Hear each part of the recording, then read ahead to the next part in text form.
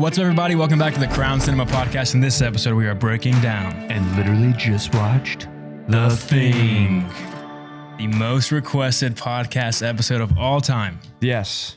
Yeah, and we're, God almighty, we are committed to delivering because I've seen, you're beating me, Yes. so I'm not trying to complain here. Because I'll go ahead and say it. I like the movie. It's a good movie. It ages like fine wine. Yes, but 3 times for me, I think it's like 3 times in 5 months. It could be my favorite movie of all time. That's just a little much, but you want to tell them what happened? I've seen it 3 times in 1 month. The reason why is because for Halloween, the Halloween special, we filmed The Thing. Whole episode, hour and a half probably of footage. I go to edit it before Halloween, go to my hard drive, log in, no footage found. Go to my SSD go to my camera card, plug it in, drag the footage off. No footage found. Erased, gone, full episode deleted. First time that's ever happened to us. That is the first time. Yeah. I remember there was one episode where we had to stop halfway because the power went out. That was like at the beginning. That was Halloween. We watched, no fucking way. We watched Halloween. Mike Myers. Oh shit. Holy shit. Our Halloween episodes are cursed. Whoa. That's wild. Weird. And there's proof of that. We changed outfits on that episode. And then we were hungover for the last half. Oh my God, we were. Yeah. Holy shit. Okay. Halloween is real. It's cursed. We've also had one episode where we stopped it halfway. We're like, this episode's fucking terrible. Like, we have to redo this. That was Knives Out. Yeah. It happens. We're not perfect. But then I'm thinking, yeah, that's funny. So yeah, Cade pretty much says, hey, the Thing episode is not good. We had Nate on there. So we had 3 of us. We were flowing. We were having fun. I personally thought it was a good episode. Cade was a little iffy, so I thought he sabotaged it. But he was like, we lost the episode. I was also hammered at a wedding when you told me that. And I was like, I'd text back. I'm like, what are you talking about? Like, I hope he receives this well. I know he's hammered right now at a wedding. And so we did Sinister for y'all instead. A little emergency episode, fun one. But we know this is anticipated. It's a good movie. So there's a lot to take away from it for sure. Watching it 3 times 1 month, 1 time for the first prep, then watching for the podcast, and then watching it again today for the podcast. I've enjoyed it more every time I've watched it, despite watching it in such close proximity. Yeah. Cause I'd been reading comments like months back, and I'd like been seeing people say the thing. So I watched it solo by myself. You and Mercedes were out of town, and I watched it. And then you got back, and I was like, yeah, it's good. Good movie. Like, we can get there. Watched it the second time, now the third. And I'll say this. After the first watch, it was just kind of like, I knew I was watching like, when was this made? Like 1980. Okay. So I know I'm watching 82, like 1982. So going into it, I want to be better about this. I'm trying to like kind of flip that switch, but I went to it. I was like, fuck, it's an 80s movie, 80s is the worst era of movies besides today, arguably. Yeah. Today's pretty bad. Yeah. And so I was like, it's 80s, corny, yeah, cheesy, whatever. And so the special effects, while they look good, I was like, it's just like movie effects. I don't know how this really works, but this is my 3rd time watching it. It looked real as shit this time. Yeah. I was like, at this point, I'm like really not thinking about the fact that I'm watching a movie. I'm thinking, what if this were to happen? Yeah, right. And that's where it got me. Like today, I was like, damn, this would be so messed up if this were to happen. So shout out to The Thing.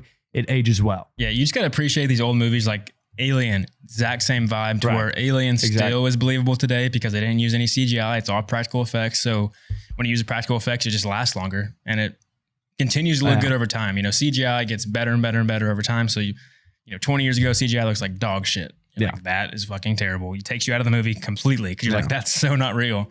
But when you do it practically like The Thing does, it's still enjoyable. Like nothing about it seems like it's old. Obviously, older movie, you feel like it's a, nostalgic movie. I'd say nostalgic, classic, but it's not like it's some dated horror movie. Right. No. It's good. Alien is literally like the perfect comparison as far as just how it literally looks. Like they both definitely look the same. You know what it is? Now that I'm really thinking about it, I think it's the sound effects where I'm just like kind of corny. At one point, the guy's head comes off and it starts walking away. Right. I think his like tongue like whips out and like wraps around the table to like kind of pull it closer. Mm-hmm. That sound effect that I'm thinking of, it literally sounds like Indiana Jones, like cracking a whip. Yeah. You know? Yeah. Yeah. So it's just, I think that's it. But looks wise, today I was like, damn, if you walked up on all this, I'd kind of be like Doc too. You know, I'd get that gun, try and blow my brains out, and then, you know, try and hang myself. Yep. I'd call it quits for sure. Shout out to that one character where they're like, you should be our leader. And he's like, no, I'm not up for it. Actually, I ain't get out for this. Yeah. I was like, you know, my kind of guy right there. Watching it back to back like this, what I've realized what makes it so good, and I think I understand why it's such a cult classic, it's because no matter how many times you watch it, you are never certain on who got assimilated as a thing first. Literally, like every time I've watched it, I've like changed my mind of who I think it is, of who the first one to get assimilated was. Yeah. Like, because there's no actual hard evidence to tell you that. There's just like little hints and little things, but the two main characters of who is the first one to get, you know, assimilated by the thing is Palmer, the stoner. Show me the cast. It's Palmer and Norris. Stoner. Norris and Palmer are the two people that it has to be that got assimilated first. Because you kind of see everybody else get assimilated or you get confirmation that they're not after the fact. And then I think I disagree with you on this. I always thought that the first one was the guy that got licked by the dog initially. He gets shot in the leg. I think that's... Bennings? Yeah. Well, no, because Bennings, you see him turn later when he's in the room with the thing. I think it gets him then. I guess. Again, no hard evidence. You can kind of make a theory for a lot of things. I understand that. But it just made more sense that like the thing is the dog and it knows that these Norwegians are after it. Yeah. And so like as soon as it, you know, that it just goes straight to a human and then boom, like passes it on. Yeah. That's a cool scene because the dog jumping on the person to lick it is because the thing is desperately running away to try to survive and keep itself alive. So it's like immediately trying to like spread its genes or DNA or whatever through his saliva to the other man. But I don't think he ever actually licks him. That's a theory. Like maybe he did lick him, but I don't think so because you see him get assimilated later when he's with the body that's dripping the blood out and that blood probably goes over to him. And you know, because when he's with Windows and Windows walks in on him and Windows leave. Yeah. He's like, where's the keys? Go check this guy. Windows leaves. And then he comes back and Bennings is all fucked up. Maybe. So, okay. Why?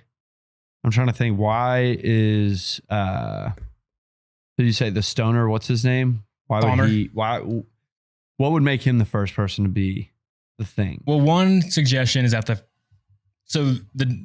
first person that got assimilated is whenever the dog walks in the room and you see the shadow on the wall. Now, fun fact, the shadow is actually none of the actors. John Carpenter had a stuntman stand in and sit there to be the shadow because he didn't want anybody to have like a concrete evidence, like look at the silhouette to see who it is. Mm-hmm. If it was Palmer's silhouette, it's too recognizable because of the afro. Even probably Norris, his bigger body, round face, round head, that would be pretty recognizable. So he wanted to have somebody that looked like kind of, he wanted to deceive the audience. So you couldn't exactly pinpoint who it is. Mm-hmm. So he had a stuntman sit in. And so it's not Knowles because Knowles is in the kitchen playing music. The dog is about to walk in the kitchen, but then he decides to go into the room. Mm-hmm. We know Bennings gets it later. Dr. Blaire clearly gets it later. Dr. Copper gets it later whenever his hands go through the body. Obviously, MacReady didn't get it. Childs, we'll talk about that later, but he's not. Don't say obviously. Right, I guess. There's some people that I'm sure would die on the hill that MacReady. But after the fact that they're not because of the blood test and then Windows blood test. You're talking about leading up. Okay, I'm talking about just like overall. Yeah. At least I'm saying at this point, it's not these people. Yeah. It's not Clark because Clark gets shot, gets tested. It's not him. So the only two people are Palmer and Norris. Hilarious that Clark ends up not being the thing. He's super sketch. He's just, he's, just a classic movie move. Like make him just a sketchy dude just because he's simply a sketchy dude. He even looks like shit. Yeah. Well, he's all fucked up because his dog's getting murdered the entire movie. I know, I get it. It's just in realistic terms, like if I was on a base in Antarctica and started realizing what was at stake, I too would also tell the guy to shut the fuck up about the dogs.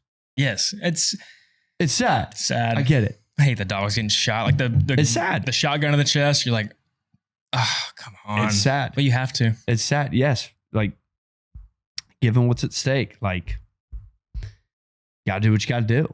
Shout out to Old Yeller. They taught us that. Yeah, handle them. Yeah. When you have to kill the dog, you do have to kill the dog. That's why John Wick is so powerful, because you're like, fucking avenge that dog. Yeah, that dog did not need to die. But so here's like the kind of, this is again why it's so fun, because there's really not any hard evidence to say why it could be Norris or why it could be Palmer. You can create your own theories the entire time.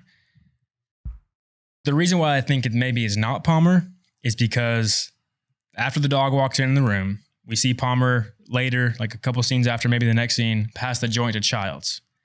Saliva passing. Child should have been assimilated at that time because of saliva transfer, but Childs doesn't. So it's like, okay, is Palmer the guy? Maybe just saliva didn't transfer through the joint. If it is Palmer, Norris, the reason why I maybe think it could be Norris is because whenever they're looking at the dead body, the first time they ever collect the frozen thing, so Norris looks kind of like somber. He's the only person that kind of like looks scared or like sad about the body. So maybe it's a thing like sad that his body's dead. But then it could also just be Norris is scared because he's kind of like a weak, scared character. He doesn't want to lead the group. He's like, I'm not cut out for this shit. Whenever they ask him to lead. So that could also be a reason why he looks like that. Yeah. It's more of a stretch here, kind of pulling a theory. Well, and I'm thinking about Palmer, like when he's passing the joint to Childs or when he's attempting to. Which, by the way, how did they get weed in Antarctica? How much weed has he got? He's rolling fat joints, smoking them the whole time. Don't understand that. They're there till the spring. How long have they been there? How's he got that much weed on him? That's crazy. Drop shipment. But he does get up and like change the tape because he's like, I've seen this before. I feel like that's a pretty human thing to do. Right. Where the thing would have been like, smoke this joint, please. Yeah. Or if he is the thing, he tried weed for the first time and just couldn't get off of it. He just continues. He was like, this is fucking dope. He's always getting stoned. Palmer's also never around when they're doing the investigation of the thing. Yeah. During the whole like autopsy type thing, Palmer ain't there. When they're looking at the footage, Palmer ain't there. Every time like they're kind of like questioning things, Palmer seems to be the one that's like either like disregarding what they're saying. Like I forget the scene exactly, but there's a point where Palmer is like, I don't know what he says. It's something, but he's kind of like disregarding what Childs says. He's like, oh, come on, man. You believe any of this voodoo bullshit, Blaire? Charles, chariots of the gods, man. They practically own South America. Oh, yeah. Well, I like had a comment. I was like, he's kind of with the shits. He's got like pretty good theories here. Like he's kind of like confusing everybody by like having a different opinion to kind of throw another thought out there to maybe have somebody latch onto it to confuse them of what the actual story is of who is the thing. Interesting. I think he's just stoned. Or that too, right? So again, you can play it either way. Whenever they think MacReady is the thing because they found his ripped up jacket, he is the first one that jumps on is like, he could have gotten it anytime, anywhere. We don't know. It probably is him. When do you think it got to him? I don't know. Could have been any time, anywhere. Because he is the thing at that point, I believe. Well, so he's confusing. And because he's also saying like, let him in. Palmer, right? Yeah, he was the one saying let him in. And Childs was like, now why the fuck would we let him in? And he says it would be the perfect time to kill him. Let's open it. Hell no. Because right here. So he's kind of confusing him there. He knows that MacReady's not the thing, so he's like trying to pin it right there. He's like, let's kill MacReady. MacReady is clearly the one that is gonna, if I'm gonna lose, it's gonna be him that does it. Right. So he needs to go. Yeah. He loves fire. And I'll get to that. I'm huge fan of that. Hey, please, if you're watching this, why don't you just go ahead and like and subscribe? Please. Or if you're listening on Apple or Spotify, leave us a review. That helps us out so much. Please. All right. Let's get back to the episode. Another time Palmer's not there in an important moment in the movie is whenever Blaire's going crazy. That's like a huge moment where all the characters should be like attentive to the situation because Blaire's like going crazy, shooting, destroying their one way of communication. Oh, yeah. Palmer's not there. Why is he not there? Because he doesn't care. Because he's the thing waiting to attack somebody. So, the thing thrives in one-on-one situations, not a group. If it's a group, they can stop the thing. One-on-one situations, that's like kind of with any horror movie. When it's one-on-one, that's when shit's gonna go bad. Anytime a character's solo, something's gonna happen. When the characters are together, you kind of feel at peace. You're a little safer, which is kind of a callback to a couple episodes ago. But like, I think that's why Sinister, they said is the scariest movie of all time. It's because Ethan Hawke is alone the entire time. Yeah. So you're like always waiting for something bad to happen. But that's just like a horror movie trope, I guess. That's you know something's gonna happen when they're alone. So the Thing is always waiting for somebody to be alone. So that's why he's not with the group, probably, if he's the Thing at that point. But it doesn't make sense for Palmer to be. There's a lot. I wrote down a lot of good evidence for Palmer being the Thing, but it doesn't make sense because Palmer is the one that points out the head crawling away. So if he's the Thing that happened in the very beginning, the first one to get assimilated as the Thing, why would he be the one that points out the head walking away? He's nobody saw it, but he goes like, "What in the world?" or says something, and they all turn and kill it. I mean, it's good strategy. It could be strategy, yeah. It's like he's the one that points it out. Just kind of goes back on what you're saying. Like, if he was the Thing, why would he do that? Right, exactly. Because like it's already done. Like he can afford to lose his head. I don't know. But wait, hold on. The blood thing. Like if you tell me, let's talk about like what the Thing is. Can it be multiple people or can it only be one person? They can be multiple people. It was trying to get all the dogs at one time. Okay, right? Yeah. It was multiple people. Yeah. Because it was Palmer and Norris at one point. Right. But so whenever they burn the head, if Palmer was a Thing at that time, would that not have just started like killing him right there too? I think they're all separate because again, the way like the blood can move on its own. The blood is almost its own organism. Like every single cell has its own intention to live. Okay. And so no matter like whatever part of you, like your finger falls off, you burn me, but the finger's still alive. It's going to go find some, going to go stick its little finger in your mouth and contaminate you. Okay. I guess I get it. It's quite, I mean, it's not like just black and white, like what the Thing is. It's not like just a simple imitation thing. Like they kind of have some science in there. You actually got to like really think about this. Yeah. But again, that's why it's so good because you're not sure. Now, one point that kind of points to it actually being Palmer as the first one that gets assimilated is because the producer said that it's intended to be Palmer as the one that gets assimilated. He's the shadow. It's supposed to be Palmer. That's what the producer said. But again, the producer's not really, he didn't write the movie. He didn't direct the movie. Yeah. He could just be like putting a theory out there that he believes. So I don't really think that's hard evidence. That's not like the Inception type of thing where you can get the proof because Christopher Nolan told Michael Caine that every time he's in the scene, it's real. Yeah. Nolan said it. That's a fact. Yeah. The producer of the movie, I think it could not be fact. No, I'm not listening to the producer of the movie. Yeah. So yeah, that's why it's so good. You literally have no idea. Like you watch it 100 times. There's no hard proof ever. All right. So, okay, then let's get to it. Who's the Thing at the end? Charles. Dude, it's Charles. What are we talking about? Well, there's a few signs that point to it being Charles. He's the only one that's away from everybody. It's like he could have got assimilated like outside of that. He comes back too, right? There's a really good point where when Childs is on watch, he's in like the little doorway. There's like coats on the background of the wall. When he's taking watch, he, ends up leaving his watch when it comes back to him. Like it cuts away to the movie and then comes back to that area where the door's open. And if you notice the jackets on the wall, they're different than what they were before. So there could have been a struggle where Childs fought the Thing, the Thing assimilated as him, and then like re-put the jackets up, but did them in a different order. Yeah. So, suggesting that he got attacked by the Thing, there's different jackets there. They probably did that intentionally.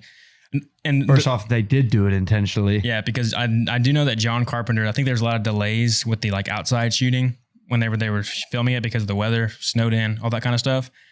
And so John Carpenter was allowed a lot of time to sit there and think about the details of the scene. And like, while he's waiting for the shoot, he's just like in his head about what can I add? What details can I have? What clues can I put in? So I think a lot of the clues in here are very intentional, like the jackets. Yeah. And just continuity is a huge thing in film production. Exactly. There's a guy that's fucking dialed in on that one thing. The art department like makes sure that everything is as it was, like in every scene. And if you just think about shooting a movie, I'm just assuming here, but like if you're filming in one location, you probably get majority of the shots in that location done in like one setting. No. You don't have to reset the lights, don't have to reset the actors, it's all just there. So if they shot Childs, hanging out there, they would probably just have him leave and then shoot it again empty. Yeah. And then they would have to change jackets. Because if they just shot it back to back like that, yeah, and the jackets would be the same, but they clearly moved them. So I would assume intentional. Yeah. Big one is whenever they're sitting there, MacReady has giant plumes of breath coming out because it's so cold outside. It's like 40 below. Mm-hmm. And you see MacReady as he talks, it's like big breath. So I think that's human breath. But whenever you see Childs talk, there's like literally zero breath out of his mouth. Yeah. So dead thing, likes the cold, no warm breath. For me, the big thing, and I talked about it on the second one, and I didn't realize that this was a big theory until after we did the episode, but MacReady does not have any more whiskey. So all those, Malakoff cocktails, whatever. Molotov. Yeah, Molotov cocktails. Yeah, bro. Like that's gasoline in those bottles that he is using. Like I've heard that too, but I don't think so, only because MacReady's about to take a sip. He sits there and is about to take a sip before Childs even walks up, and he really like goes to take a sip, and then Childs pulls up and he like stops his drink. I would have to see that scene again. All right, let's go. Maybe it's all intentional. Well, you know what? He could be going for a sip because he just blew up the base. A lot just happened. So muscle memory, whenever shit goes south for him, he has a bottle, he's about to drink it. He goes for it every time. All right, let's see. Like, look, he just went through the ringer. What has he always done? But if he put gasoline in it, I would be like, maybe he just forgot in the moment. He pulls it up to like take a sip. So that's a theory too, though. I mean, are people saying what I've already said? Yeah, that he put gasoline in it to burn him, to try to kill him. No, I'm saying like to your argument is like he just blew up the base, literally like saw this huge monster like come out of the ground, all this, and like he's an alcoholic. That's like part of his character. Yeah. And like just muscle memory alone, there could be like a lapse of remembering that it's all gasoline, but you can't show him drink it and spit it out, because then if you see Childs drink it and not have a reaction, then right, that he's the thing. But now if it is gasoline, that's a sign that Childs is the actual thing, because if Childs took a sip of gasoline and had no reaction. Yeah, if it was really Childs and he took a sip of gasoline, he'd be like, what the fuck? And like mouth would burn, but the thing doesn't know what liquor tastes like. Yeah. So sign he's a thing. I'm convinced that it's Childs based on that alone, because you literally watch MacReady like take his last sip of whiskey and then like he has to turn, because he has dynamite. Well, yeah, he runs out of dynamite, so he has to like use just gasoline in all his whiskey bottles. Yeah, or kerosene. I think they're using kerosene, maybe gasoline too. Yeah, it doesn't matter. Doesn't matter. Yeah. It's not whiskey that he's lighting on fire. And also the fact that Childs took the bottle from MacReady is another sign that he's the thing, because Childs has been so paranoid the entire time. And the rule is you prepare your own food. You don't drink after anybody. Saliva transfers the thing into your body that'll take over your body. If a small particle of this thing is enough to take over an entire organism, then everyone should prepare their own meals. And I suggest we only eat out of cans.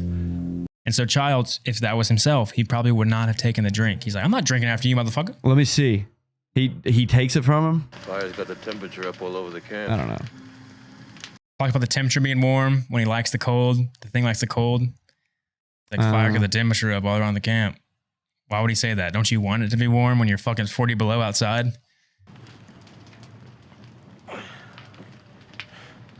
That's a big breath. He just breathed out. Yeah, I see what you mean. So that now another clue that he's the thing is that every time the thing pops up, you hear the theme music. The dun dun dun dun. So immediately when he starts taking a drink, you hear dun dun. Yeah. That's when the thing's present. So the thing is right here in the scene on the Child shot. I would assume it's Childs. I'm going to assume it's Childs. MacReady, there's just no way. You kind of follow him the whole movie. Like damn near. I mean, you definitely follow him at this point. We don't know where Childs has been this entire time. Exactly. So, we follow MacReady. We know MacReady. MacReady. I keep saying like MacReady. Well, it's a G. MacReady. MacReady? Yeah. MacReady. Fuck. MacReady. Yes. Yeah. Damn it. It's not a big deal. But yeah, thank you for, dude, it's Child's for sure. I love that I was about to make the argument like, why would he ask if there's more people? Because he's a thing and he wants to make sure he can get everybody. But no, that's pretty normal question to ask. Like, did anybody else like die? Like, is everybody dead? Yeah. That's like a normal question. That's just me being paranoid. Yep. MacReady, let me just get this in there real quick. Yeah. I now that I've seen it for the third time, and I'm just realizing that like MacReady's solution for everything from moment one is just light it on fire. Yep, burn it down. He's like the perfect symbolism of man not understanding something. So destroy it. Yep. Burn it. It like he doesn't know that that's the weakness, and it literally like. Okay, so him and Doc, they go to the Norwegian campsite, and yes, they do see something very strange. But they're also there for like research, so it's like I feel like you would kind of maybe have an open mind. Not MacReady, and then he doesn't like know what's at stake yet. Nobody does, and then the dogs start howling. He hasn't seen anything. All he hears is the dogs howling. Hits the fire alarm and says, "Giles, get the flamethrower." Yes. Like, doesn't know. A slight bit of commotion. He's like, fucking burn it. Yeah, he does and that's it. Then he gets there. Obviously, what he sees, I think it's pretty reasonable to set it on fire. I get that. Mm-hmm. But I just love that every single solution, all he's doing the whole movie is just lighting things on fire or threatening to light things on fire. Here's something crazy about the movie. The first time they have the thing, like the dog scene when they're in the kennel and they're trying to burn the thing, when they finally see this monster coming out of this dog, they're like, what the hell is this? Never seen anything like this before in their life. Yeah. Giles rolls up with the flamethrower. One little spurt of fire and then like backs away. No, motherfucker. If I see that, I'm emptying that bitch all over the thing. Like I'm not stopping until it's like a crisp. Yeah. Like you're crazy. Like it's every time they shoot it, it's just like a yeah. Now maybe because of safety in the movie or stuntmen in the suits potentially, that's why they did it like that. But I'm just saying, in reality, emptying the flamethrower on that monster. Yeah, because I'm especially on this watch, I was really thinking about like if I heard dogs barking and I went to go see what was up. You're thinking, I don't know, it could just be dogs. They could have heard something. It could be like something weird. You don't know. If I see a creature like that, sure, you're in Antarctica, but like you've literally never seen anything like this in your life. No. I'm gassing that bitch down. 100%. I would burn the building. 100%. Yeah. Like, yeah. It is funny though, when you just made me remember talking about the flamethrower with the stuntman and everything. Yeah. Do you remember what we talked about when we tried to make this the first time? Yeah. I want to pull it up because this is actually a remake of like, I think it's like a 1950s, maybe a 1940s film. It's not exact remake, but like inspiration, I think. I think it's like, yeah, I think it's inspired by. It's called The Thing from Another World is what this movie from the 1951. Yeah.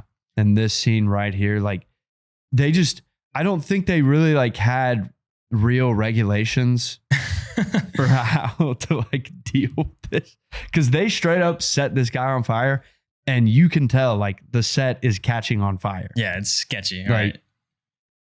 And I love it. Like they're throwing like you see them like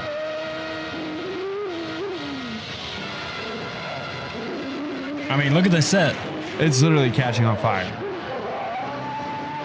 And then they're just throwing more fire. And okay, hold on. Look at this. This lady here behind the couch, she's still there in this scene, by the way.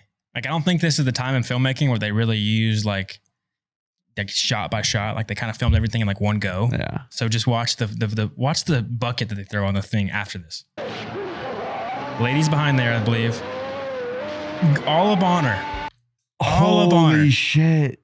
Because you don't see a body there because it's covered up, but like you see the chair moves. Yeah, you see the little comforter moving. So Crazy. Yeah. Well, and you can see that they're in a confined room. Yeah. Like I just think that's hilarious. They were like, I mean, yeah, we can if we just like wrap him up really good. Like it's like they weren't really considering what would happen to the rest of the room. They were just thinking like, all right, if we wrap this guy up, he won't get hurt. And then they didn't consider anything else. They didn't think about like the set being caught on fire. Like they got buckets of kerosene or whatever they were using, just dousing it around the room, throwing it around. Hey, but the noise sounded pretty similar to the 1982 version. Yeah, it did. Which on this one, I did hear a theory. It's not confirmed. I don't think it's real at all. But it is a cool thought that like the roar that the thing lets out is like every single creature that it's ever. Oh, all the souls screaming out. They're all. Which I like that. It's not canon at all. Yeah. But it would make more sense of like, what is that noise? Cool thought. Cool thought. I like a horror movie where the evil creature is vulnerable, where there's a chance that they can win. To win, yeah. Because then you're rooting for the characters. If you're not sure if they're going to win or not, like in this movie, they don't really win. You would assume MacReady gets thinganized, becomes MacReady thing. Yeah. You assume that, but they don't really win. But I like when there's like hope, like you could beat it. Like Sinister, there's literally no solution. Yeah. A lot of horror movies are kind of like that, where there's like, oh, I guess not. There's some like demon type horror movies where, you can find a way to kill it. You can usually tell. Like just in some movies, like within 10 minutes, you're like, all right, yeah, like they're clearly there's no happy ending here. Yeah. And this one, yeah, it's not even a horror movie. It's a terrifying thought, like the whole premise. Yes, but like good, like whodunit type movie, but also like good action. There's also humor. Yeah, like it's not strictly horror. Right. And there's a good moment that lets you know that the thing is vulnerable before they actually kill it. When it's in the dog kennel, you see, what's the dog kennel? Clark. You see Clark when he kicks the door in, the things like little tentacles are kind of coming out of the door. And whenever the door slams on the tentacles, they like retreat back into the room because it got hurt. Yeah. It's like, it's not pain free. Like it still gets hurt and stuff. So just a good little moment that they add in there just to show that it is vulnerable. You know, like from the get go, oh, they can kill it. Yeah. There's some hope here. Like, let's keep rooting for them and see if they can kill this thing. Mm-hmm. So I like when there's a horror villain that you can kill. I like a lot of killing. That's why this is a great movie. But yeah, a shout out to Kurt Russell. A hell of a performance. Truly. I mean, this guy is nuts. And I feel like it's pretty impressive given the fact that like he is written as like kind of just like this, I don't know, at the time, like 1980s, like he's like written as the coolest American. He's that pilot. He's a helicopter pilot. Yeah, he's like rebellious. He doesn't really care to like have friends. He's doing his own thing. Natural leader. Yeah, drinking whiskey, not afraid of anything, even though he's like seeing shit. And he's like, what? He's immediately like, I know I'm human, so I know all you. I'm not sure which one of you motherfuckers are. So he's like immediately taking charge. Is like, I'm the one that's going to survive this motherfuckers. I don't know any of y'all. Yeah, even the name, just MacReady alone. I don't know how to really explain that, but it just works. Then they like give him a front flip, picking up the dynamite at the end. Yeah. And then he has the like, well, fuck you too then. And like, yeah, fuck you too. Like just everything. But Kurt Russell, like you take him very seriously in this. Mm-hmm. I think so. Yeah. So yeah, always got to shout out Kurt. What's interesting about this movie is that it's so similar to the Hateful Eight. They're damn near identical structures and setups. Yeah. If you just think about it. In The Thing and the Hateful Eight, a winter storm comes in and keeps people stuck in one location. Hateful Eight, winter storm keeps everybody stuck in the cabin. The Thing, everybody's stuck in here because there's no communication because the winter storm is too crazy in Antarctica.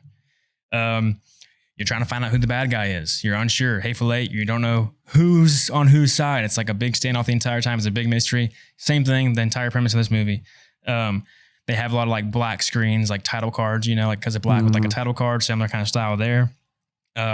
At the very end of the movie, it's two guys waiting to die. That's how they both end. Yep. At the end of Samuel Jackson and Chris Mannix, what's his name? The actor? Walton Goggins. And in this movie, you got Childs and MacReady. And then Ennio Morricone did the music for The Thing and for the Hateful Eight. And a little fun fact is that the Hateful Eight's music by Ennio Morricone wasn't an original soundtrack. All he did was use the music that didn't get used for The Thing for the Hateful Eight. It's like all of his unused soundtracks and his scores, he just gave it to Tarantino to use for the Hateful Eight. Yeah. So, and also like a funny story is that The Thing was up for an award for the worst score. Like they voted for it to have like it was like the worst score because it's just like one note, doom doom, doom doom. So like they, didn't like the score. Obviously, it wasn't critically acclaimed. However, for the Hateful Eight, he won an Oscar for best soundtrack with all his unused music. Ahead of his time, bro. They didn't know shit. They just didn't know what they were doing in the 80s. Again, kind of a bad time for movies. Just nobody really had like a solid grasp on like just like damn, we just don't know where to take it now. But that is hilarious. Yeah, that he was quite literally ahead of his time. Voted for worst score and then won an Oscar for best soundtrack for the Hateful Eight with the same exact music. Not the same exact music, but he wrote it for the same thing. Well, it's so funny, like watching it now, like this is our first year watching it for the first time. Like that music is so good. Yep. It fits perfectly. Yeah. Just the simplicity of the suspense makes you feel it. Yeah. You don't need too much sometimes. You need a simple note. Get you on the edge of your seat. No, this is a gem of a movie. I completely understand why this would be some people's favorites because like kind of goes back to what we were talking about. Just like it's not complete horror.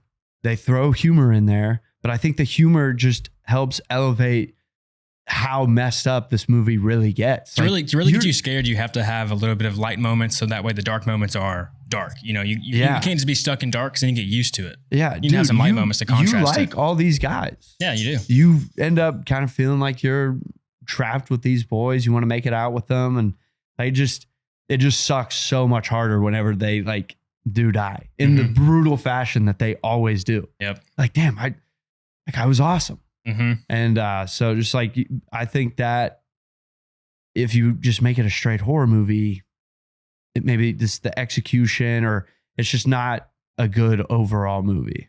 Yeah. So I like that 1980s feel that somehow just makes it way more messed up. Yep. Funny little thing is that in the beginning of the movie, whenever MacReady's playing the chess master computer, he's playing chess against the little computer. It does the... there's whiskey in it. He's a sore loser. MacReady hates to lose. Yeah, he throws the whiskey in it to destroy the computer because it cheats to win. And that's the exact same thing that the Thing does. So like the chess match he's playing in the beginning is like a little foreshadowing of the whole story to where the Thing cheats to win by, imitating other people to like trick you into thinking. I don't play chess. How did it cheat to win? I was looking at the chessboard trying to figure it out. It's because here, let me just pull it up. So it actually cheated? Yeah. He wasn't checkmated whenever they said checkmate. So the way the pieces were, they move a rook down to like get him in a check, but they say it's checkmate. Yeah. And MacReady had like multiple moves to get out of check. But he just can't override the computer. Yeah, the computer's like, I won. It's like, no, you didn't, bitch. Whiskey down the thing. Okay, that makes me feel a lot better. I was just like, yeah, MacReady, like, damn, he hates to lose. But he literally was like, this thing is broken. Let's just pull it up for explanation purposes. If you're on the video podcast, you can look at this. So here on the chessboard, he moves his king right here to the corner, which, then he moves this rook down here, which that's a check right here. Mm-hmm. He can't move in this spot because this piece can take that spot. But what he can do is just take this piece and he's not in check anymore. But, the computer said he was checkmated when he could have easily just taken this rook that moved down here to get him out of check. So, or he could have just taken this piece and moved it here to take that piece out, put him in check. So it's totally justified why he destroys the computer. Yep, because it cheated.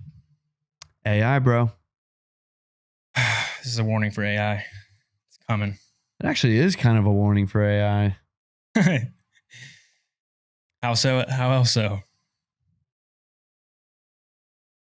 Like one thing I'm thinking of, like, how like AI, I don't know how it is now, which is horrifying. But like I remember when AI was first coming out, you could always tell an image was AI because somebody's like hands. Right. They didn't get the fingers right. Yeah. Like extra finger or 4 fingers or something. All right. But then I like the first human that gets transformed into the thing, the one that they burn, which I love that shot.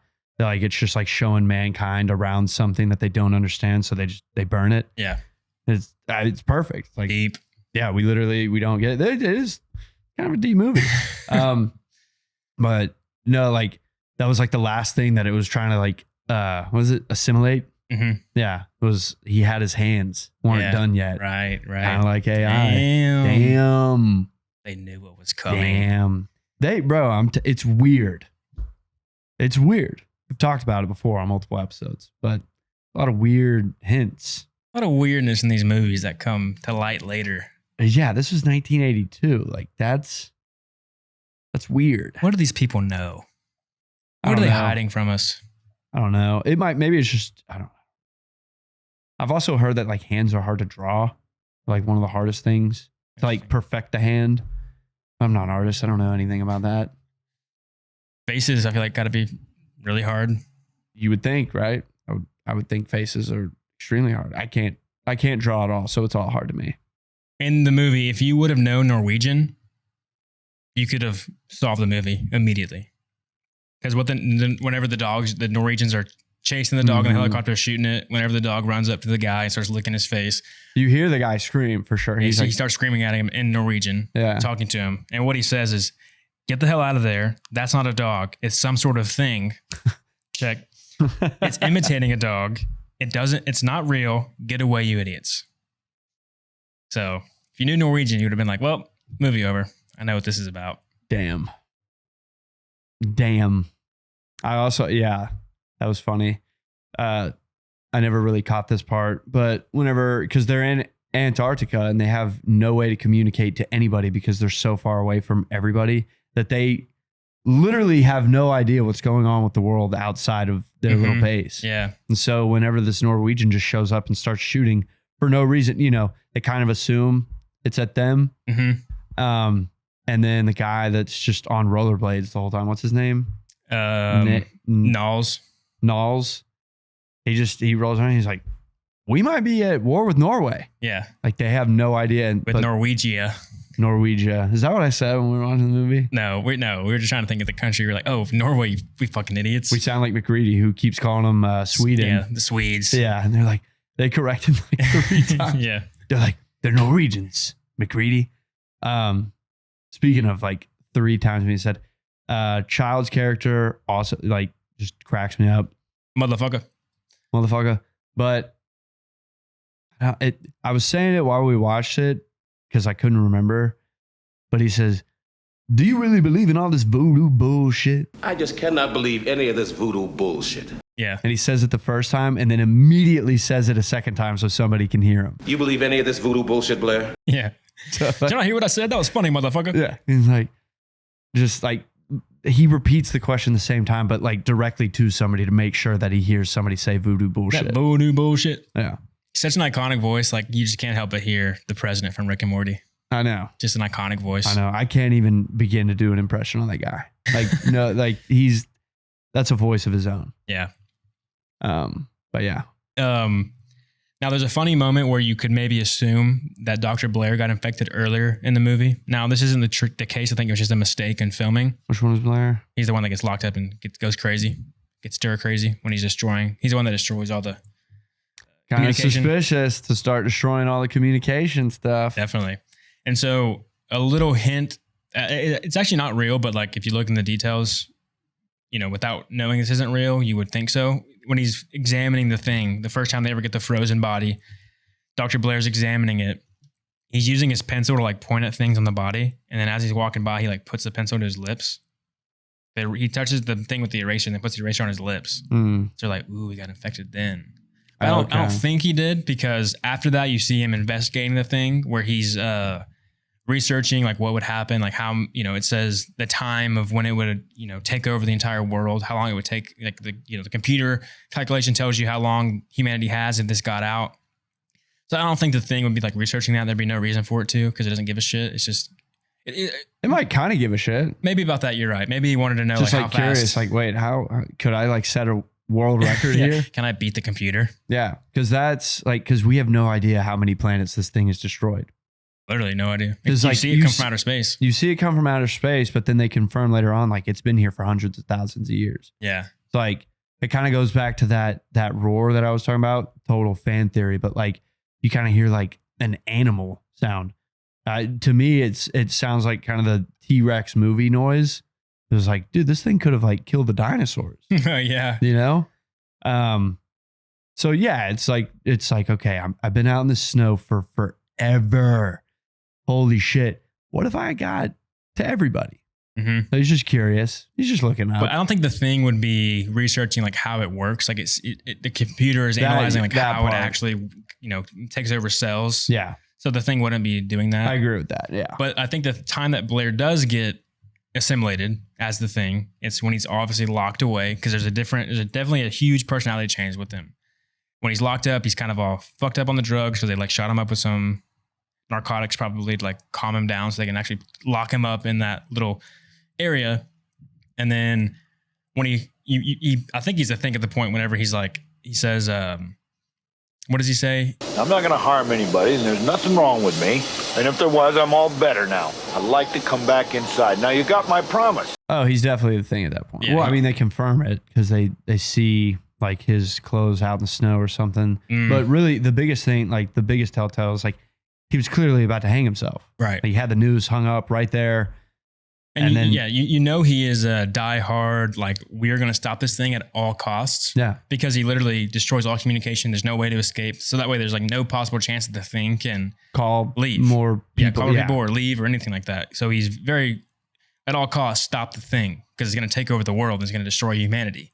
Yeah. And so I think maybe when he thinks he might be infected, that's when he starts to tie the noose, like hang himself, but then it gets him before he can actually do the act of doing it. But the way he was able to get infected, I believe, is because they mentioned in the movie, we mentioned this earlier, how the rule was you have to serve your own food. Nobody can ever serve your food because the thing contaminate your food with the saliva or blood or whatever. So Blaire's the only one that doesn't get to serve his own food. Somebody has to bring it out to him. And whenever you see that personality change in him, he's eating out of a can. And so the thing probably brought him his food, contaminated it, he ate it, he became the thing. Because they do show him eating. I think that's a good clue to the fact that, he never got served his own food. They probably, whoever was the thing, came out and brought him some shit, spit in it, and he ate it. Like a bad fast food employee, spit in the food just to fuck his day up. Yeah. Yeah. R.I.P. Dr. Blaire. I'm also, this is a new one. I'm seeing that John Carpenter was Norwegian number 2. Oh, cool. Oh, that must have been the guy that, That's the one that screams it. Yeah, he's not the Swede, Norwegian Swede. They just put John Carpenter in a helicopter. Yeah, for one shot. He blew up. Oh, he might have been the one that blew up. He is the one that blew up. Okay, there we go. Yeah. Oh, there's 2. Yeah. Okay, yeah. Nice. That's pretty cool. Tarantino fashion. Hey, another tie-in. Tarantino, well, I guess different movie, Django Unchained. Tarantino gets blown up, blows himself up. The dynamite. Django shoots Tarantino with the dynamite in his hand. Oh, yeah. No, it's still pretty much like a Tarantino way to go out. Yeah. Yeah. Or at least the John Carpenter way to go out for Tarantino. That's right. Damn, you know what? Tarantino might have actually like just gotten inspiration. He knows the deep details of movies. Yeah. So he would have known that John Carpenter got blown up. Yeah. He's like, wait, fuck yeah. I want to do that. A cool little, how they did a practical effect. That's pretty cool. Is whenever Dr. Copper is trying to save Norris. I think what happens to Norris, he gets a heart attack. And because the thing is able to imitate you perfectly, if you have any illnesses, the thing will also duplicate the illness. And so I think during the whole scare of like trying to stop MacReady, because they run in to like grab him, MacReady shoves him, he falls back, might have gotten scared, and his heart had a heart attack, and that's whenever he died.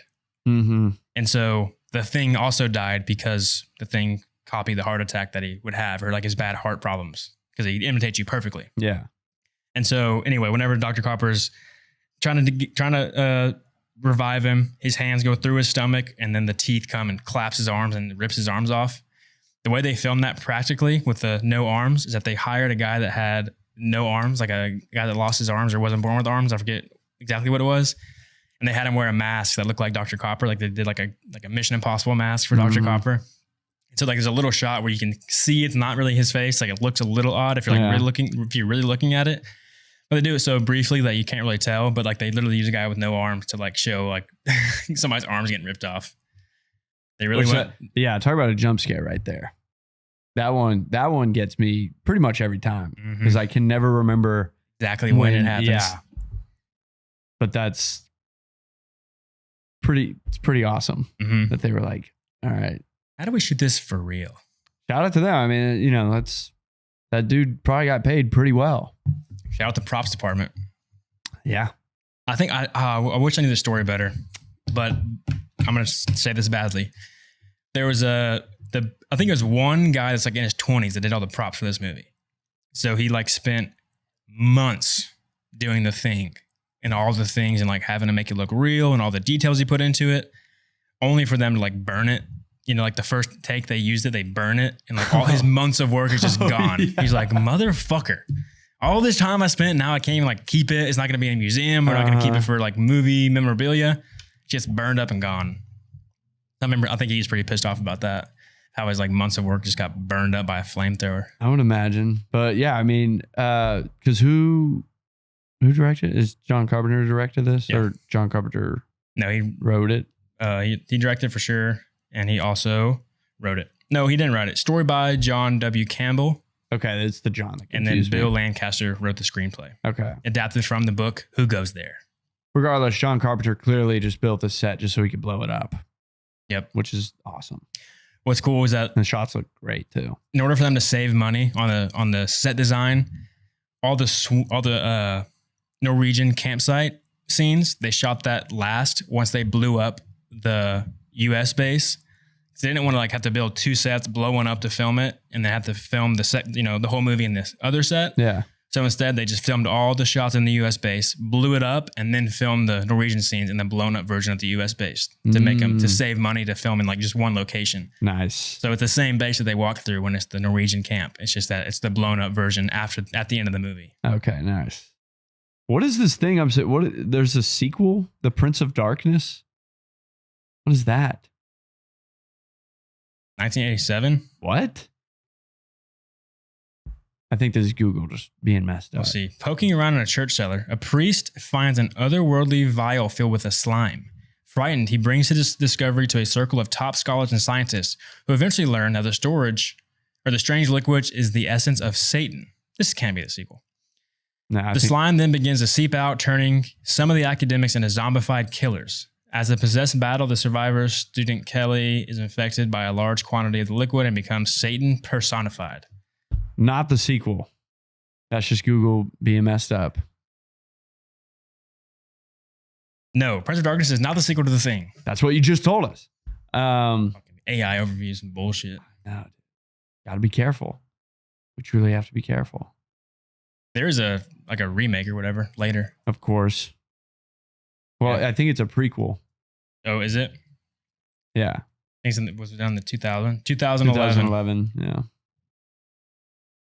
6.2 versus its 8.2. The original was 8.2 on IMDb, and the Thing 2011 was a 6.2 with a 34% on Rotten Tomatoes and a 2.8 on Letterboxd. It is a remake. After Norwegian researchers discover an alien ship buried in ice, paleontologist Kate Lloyd. But I think because we almost watched this. Yeah, we did on accident. Yeah, we put it on. And I was like, holy shit, this quality looks way better than how I remember it. This is pretty damn good for 1982. Because it starts off the kind of the same. So you're kind of like, I guess it is the same movie. It's just Norwegians chasing or in a helicopter. I think is how the 2011 one started. No, I think in the remake they like just add more details to where the thing comes from and like what exactly it is, which kind of sucks.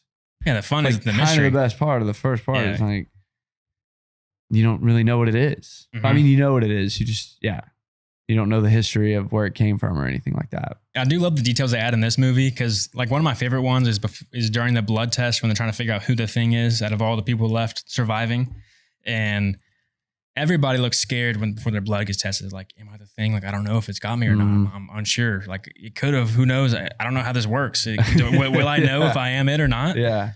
But the one person that is the Thing, Palmer, he looks so reluctant when they're about to do the blood. It's like, all right, Palmer's next. He's like, Here we go.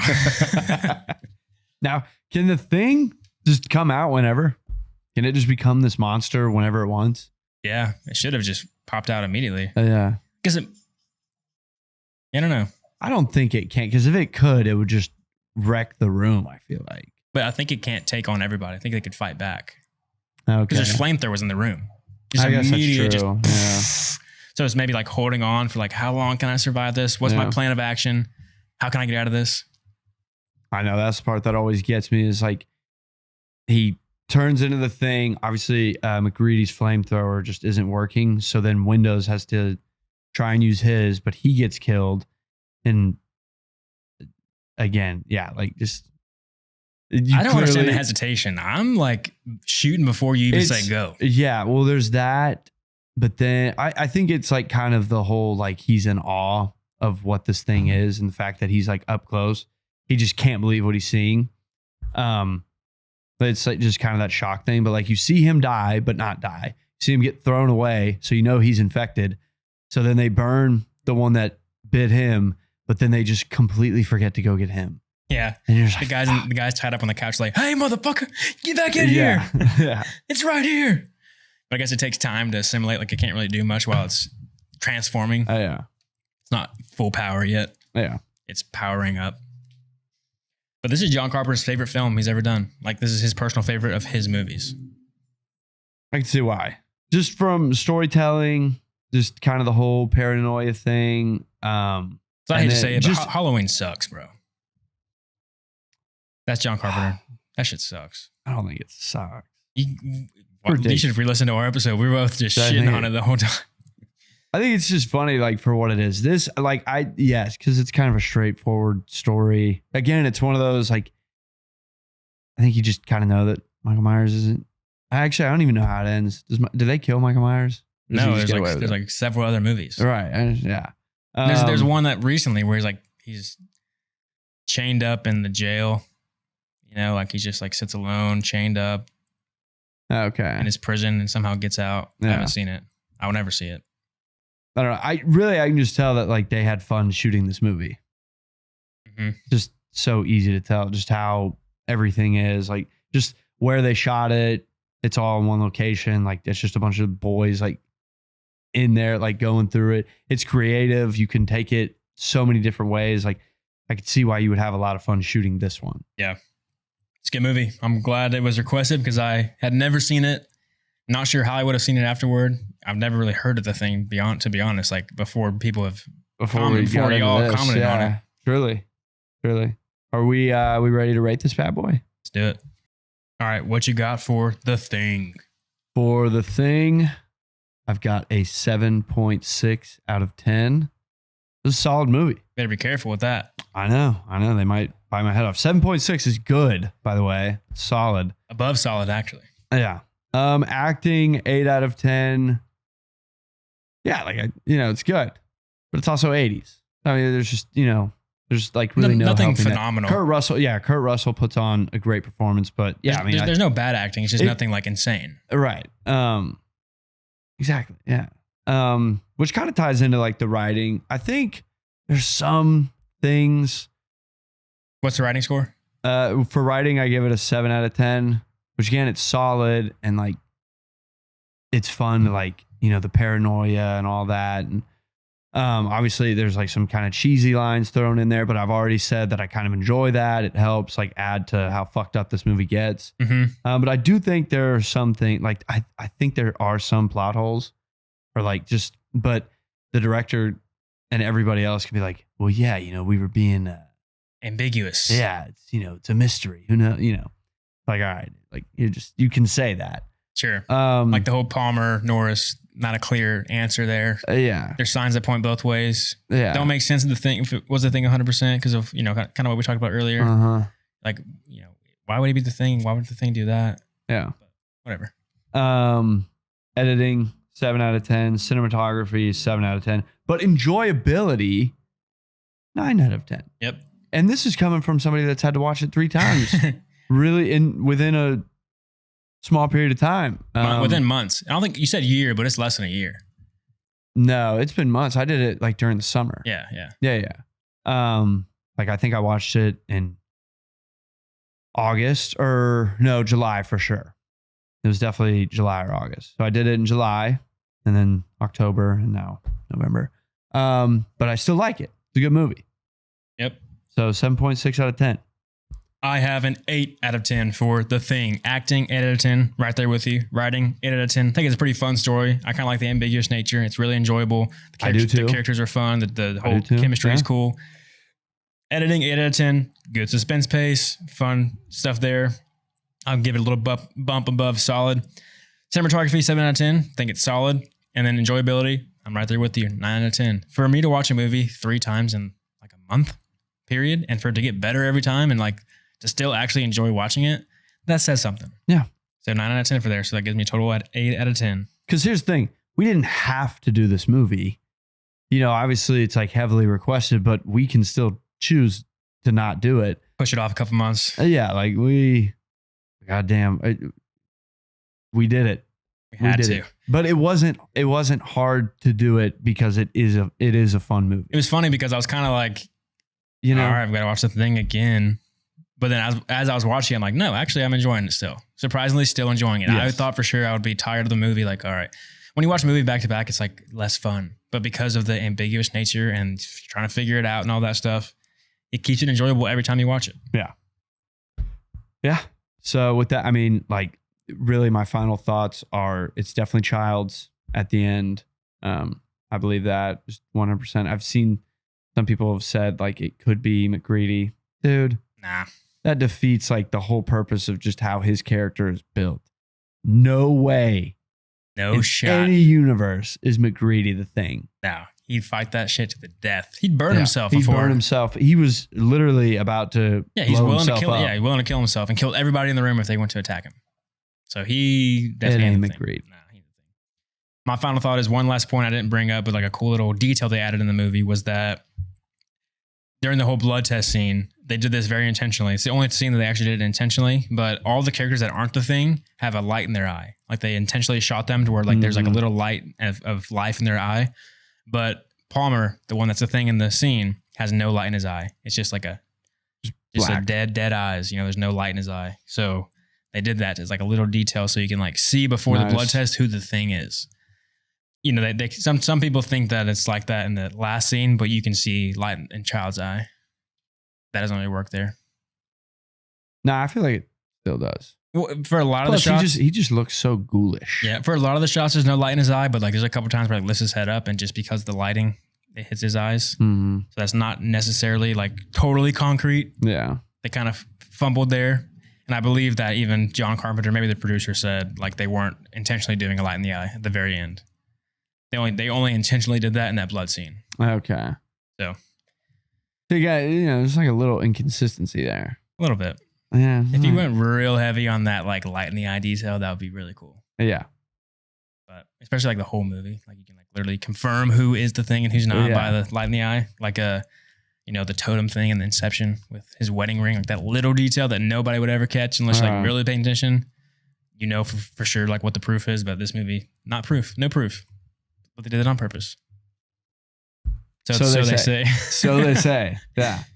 That's pretty easy. If you're just like, yeah, I mean, if you make this and somebody like has a theory, you'd be like, maybe. Yeah. Like, all right. I do know that too. One last thing too, I guess they filmed multiple endings in the movie. Like they had one where they got rescued. I think maybe even had like a fight scene at the end, maybe between Childs and MacReady. I'm not 100% on that one, but I do know they filmed like a rescue where they both got saved. That would be good. Yeah, that would just be like a dark ending. That would be a good ending if they did rescue both of them because you still don't know for sure which one is the Thing. But like if Childs were to kill MacReady and then they pick up Childs, it's like, okay, well, we know who the Thing is. Mm-hmm, so right. Kinda, you know. So that could have been good only if they pick up two. But if they only pick up one, then you literally know who the Thing is. Yeah. Ambiguous ending gone. Yeah. Yeah. Takes the fun out of it. But all right, thank you guys for listening. Comment below your thoughts on The Thing. Let us know why you love this movie. All of you that requested it, give us your rating. Tell us what we missed. Tell us why you love this movie. And tell me why Childs isn't the thing, and tell me why MacReady is the thing. Or contradict any of my theories of who got infected first. So you think it's Palmer, you think it's Norris, you think it's somebody else. This is the fun of the movie. This is why it's a cult classic, because the conversations can go on for days. Bring it on. We're here. We're ready. All right. Don't forget to like and subscribe if you enjoyed the episode. Leave us a review on Spotify or Apple Podcasts if you're listening there. We'll catch y'all next week. Also, short films coming out. One dropped last Thursday. Got one coming out this Thursday. And got one coming out every single Thursday until the first week of December. Check them out. They're fun. We had fun making them. Hope you enjoy them. Catch y'all next week. We're out.